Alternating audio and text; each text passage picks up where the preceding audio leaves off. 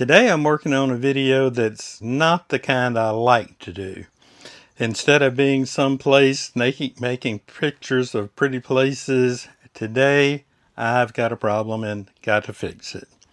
The problem is the refrigerator stopped working. It's not the first time I've had this to happen. Back a few months ago, I was able to go in, diagnose the problem, and determine it was a control panel.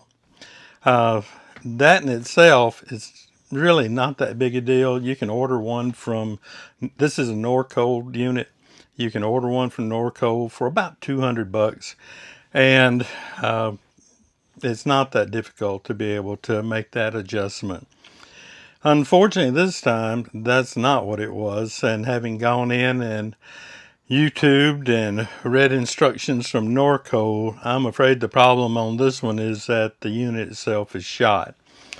What I've got is the control panel lights up, it shows what it should show. You can hear the compressor run, but you don't get any cold air. And then it seems like the true gold standard is when you put your hands on the copper tubes that run the cooling fluid, that they're cool. They're supposed to be warm when the unit's running, as it's pulling the warm air off of it. So I'm replacing the whole refrigerator this time. So we're going to go into it and show. I've already gotten, as you can tell, a pretty good head start on this project. And so I'll go back through what I have done, because I didn't think about doing the video until truly I was way into it. So we'll go there. Once you've determined, which isn't hard to do, that the refrigerator's not working, you need to figure out what type of refrigerator do you have. This is a Norcold, that's easy, it says so on the outside, but the model number's not there. So you have to go inside the door and on the wall, and you can see right here. In this case, that may be a little blurry for you, but it is a N8DC So that's your model number. So you can go in, you can find parts, and you can look up information on it. Unfortunately, there's not a lot of information out there. Even when you go to the manual, it'll give you a 3 or 4 steps to check it by, and then it will tell you that you need to see a technician. If you go online, look at forums and so on, you'll find across the board that what it's going to tell you is your refrigerator's shot. So, with the model number that we've got, what I did was went online, priced out the different units. They ran anywhere from like $13.99 to right at $1,800 plus shipping. And then on Amazon it was $14.40 something plus the shipping, ended up being $1,500 and some few dollars. Right offhand, the shipping time on that one is just a little over a week. So today what I'm doing is I'm getting prepared for when it comes by getting the old unit out of here. So the first thing, after I got the unit out, and let me show you how we do that. The refrigerator is held in place by 6 screws that go through the walls of the refrigerator. And there's one in the freezer part and 2 down here. And then they come in and they simply screw into the wall here. Actually, back up in here. Now, to get to these things can be a little bit on the difficult side, because when you get to it, these little plastic fittings are up in here, which make it look nice. But they also make it to where that screw, it's very difficult to get out because it doesn't come all the way out. So what you have to do is pull these things out, and then you're able to hopefully get a little bitty screwdriver, get under the head of it and pull it out. Or you may even have to get some hemostats to be able to grab hold of it to pull it out. The refrigerator fits extremely snugly into the casing here. There is very, very little room. Matter of fact, it basically rubs one side or the other or both all the way pulling it out. And when you go pulling it out, you can't pull it all the way out until you've got these two wires that feed power to the unit. And they're short enough to where you can get it to lean out just a little bit, but you absolutely cannot pull the refrigerator out. So I had to cut the wires to be able to get to it. I cut these wires really long. And the reason for that was when I'd had the problem with the control up here, one of the things it said to do was to check a fuse that's in line. Well, the problem with that is that where they put the fuse in the line is you can't reach it from the outside and you can't reach it from the inside. So I'm going to have enough cord so that if I have that problem to check again, that I'll be able to have enough wire to where I can pull this thing from the outside to check that fuse. To pull the control unit off the box, there are 6 screws that hold it in place. Those are quite easy to get off. And then there's a double handful of wires that lead to the refrigerator and of course back to the power. So these, I'm sure I could go in here and pull something to disconnect these, but I've never found a problem with having a little extra wire. So I've just brought a whole lot of extra wire. Should I happen to need it one day, I've got it. The refrigerator weighs a little over 100 pounds. So to reduce the weight, I went ahead and pulled the doors off. And that's just a matter of some screws that fit in here. And also to try to shrink the size of the box as much as possible. I'll show you why. The box at its widest point is just a little over 23¼ inches. And I'll show you why that's an issue. I've still got to, even with the doors off, I just noticed still got this little piece right here I'm going to have to take off because you can see it extends out quite a bit of that. As you can see, the inside measurement of the door is, about 23¾ not quite 24 inches. So you can see where the measurement of the box, it really gets tight. Something I had already done was, there's a screen door here.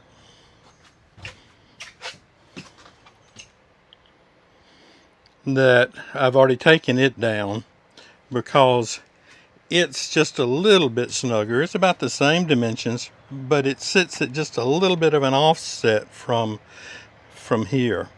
And because of that, and with there being no tolerance for wiggle room, there was no way to be able to make a straight shot out of here. So I had to remove that door. The screen door was really quite simple. They had some little plastic covers that covered these and some long screws that go through into the wall. My concern here, those screws simply go into paneling over here, and I just don't know how well that's going to hold. May have to figure out something to tighten up some of these just a bit when I go to put it back together. Now, the next thing that you can see is that the door is way out in the way. So I'm having to, up here, I'll undo this to where I can swing that door all the way open, which should give me that full distance.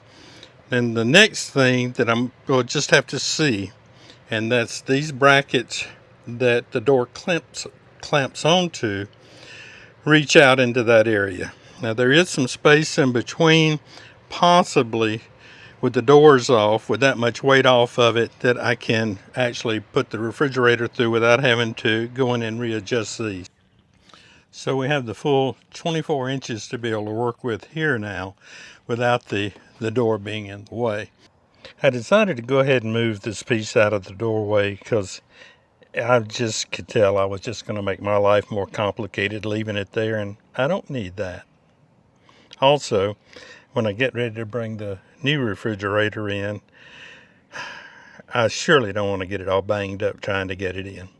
And of course, I'm too hard-headed to summons help, but I think that I've got it down to where I can get this out of here. So we'll see.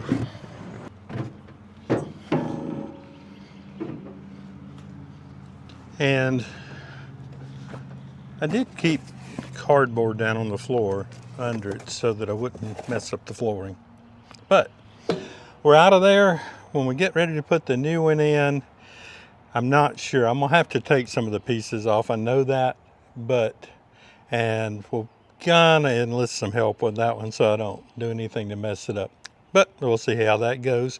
It should be here in a few days. It's a little cooler today than when we got the old refrigerator out. So got the jacket on instead of just short sleeves today. But the new refrigerator was delivered this morning. Actually came in a day earlier than anticipated, so that was good. So we're going to do a little unboxing here, and then we'll start the hard part of trying to get it up into the motorhome.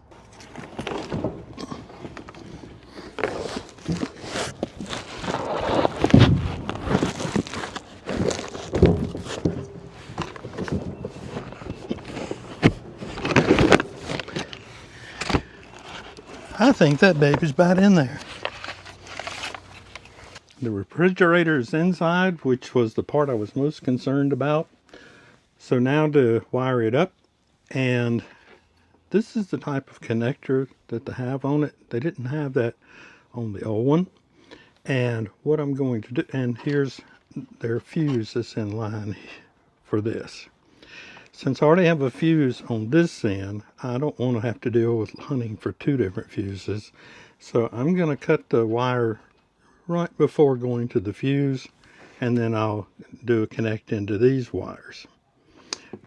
When I go to do this, I'm going to go ahead and kill the power to the motorhome, because I don't want to do anything to short anything out when I go to cutting. So it'll be a little dark here for a bit. I have cut the AC and DC power, and now the part that always scares me is when I'm going into dealing with factory things. But here we go. And then we'll skin a little wire.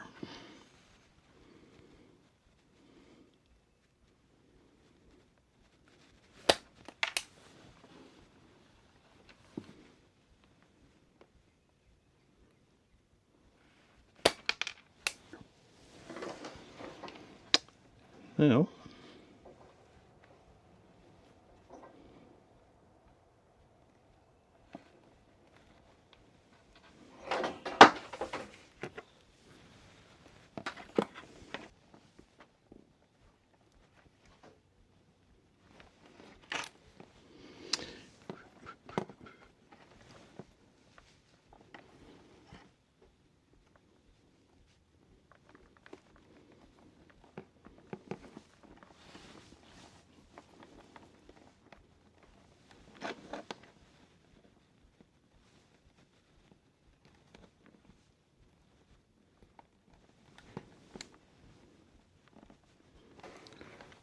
we've got them joined together.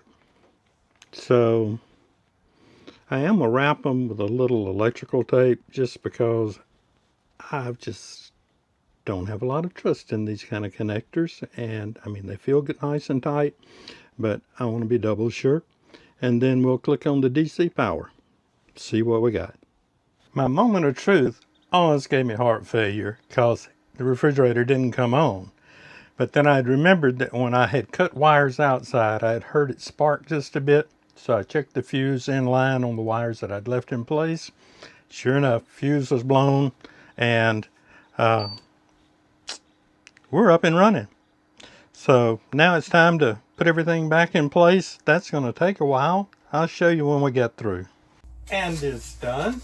The final part, like saying the final part, is just to take the protective covering off. To save you having to listen to the next one coming off, let's just take a look. Right now, the freezer is showing it's 9 degrees.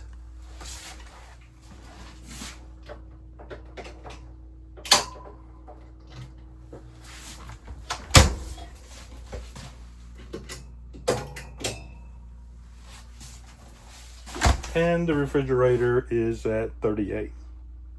These, of course, can be adjusted up here, so I'll get those set how I want them.